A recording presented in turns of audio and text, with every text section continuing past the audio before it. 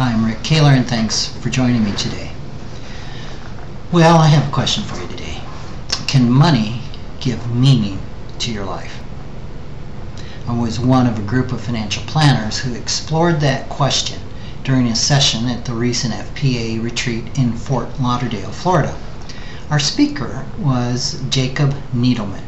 He's a professor of philosophy at San Francisco State University, and probably more importantly, author of a number of books, which includes Money and the Meaning of Life, which was published in 1994, I think by Doubleday Business. So to answer that question, one thing that Needleman suggests to us is that we need to understand that money is inherently a social agreement. I wrote a column recently on a lot of the work by Dick Wagner, who put this forth. Basically, what Dick says is that money is whatever a particular society decides that it is. In the United States, we've agreed that money is the dollar, which is represented by various denominations of coins and pieces of paper with certain designs and colors on it. In Europe, those various coins and pieces of paper represent the euro. In the past, societies have used salt and beads, gold, silver, tobacco, shells, a number of things to represent money.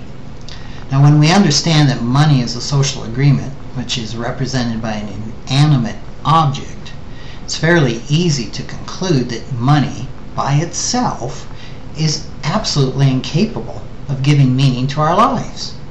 As Dr. Needleman wrote, it's impossible to obtain meaning from that which is incapable of giving meaning in the first place.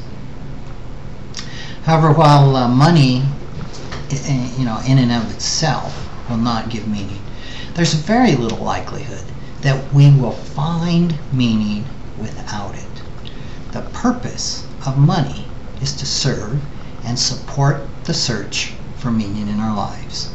Dr. Needleman told us in his talk that we must take money more seriously.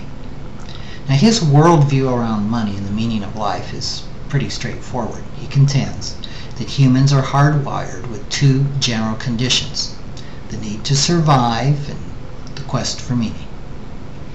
The need to survive would be represented by our physical needs, such as our need for food, shelter, clothing, health, work, our careers. The quest for meaning would be represented by our yearning for truth, for enlightenment, for love, for service to others, and the divine. Now, his studies have led him to conclude that our material needs have to be satisfied before we can ultimately satisfy the quest for meaning. The bridge between these two conditions is money, according to Dr. Needleman. He says that money is a modern medium that touches everything we do and organizes the physical side of our existence. Therefore, good money skills are necessary to ensure that money is going to support our quest for meaning. Without these skills, the quest is much more difficult, if not just impossible.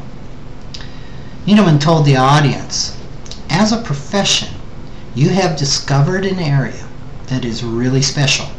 You perform very close to a spiritual work. He added, I never dreamed the foundation of this quest for meaning in life would be found in the profession of financial planning.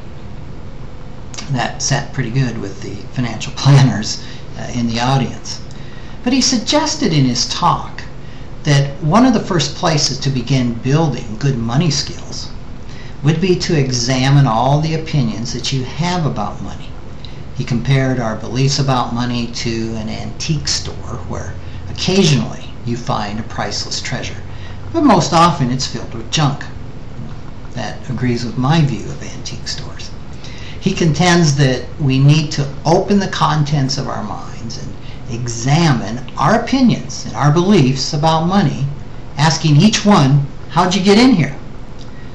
That concept was excitingly familiar to me given the work I do to help clients uncover their money scripts. And even philosophers, it appears, have uncovered money scripts. Near the end of the presentation, moderator George Kinder asked Dr. Needleman if he had a financial planner. He did not. Kinder asked him why. He said, "I never thought of it until this moment." He paused, reflected, and he continued, "Now that I think of it, it makes perfect sense that I should." Thanks for joining me.